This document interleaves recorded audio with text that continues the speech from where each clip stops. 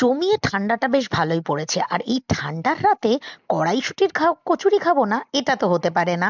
তাই বাজার থেকে একদম টাটকা টাটকা কড়াইশুঁটি নিয়ে বাড়িতে চলে এসেছিল তোমাদের দাদা।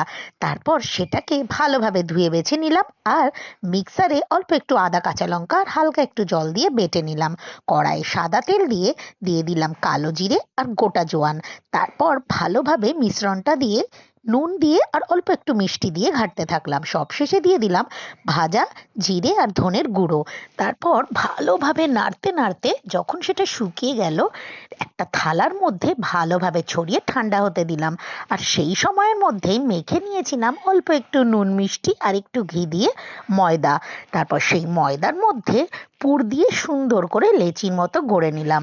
এবার বেলে নিয়ে গরম গরম তেলের মধ্যে ফুলকো ফুলকো বানিয়ে নিলাম কড়াইশুঁটির কচুরি।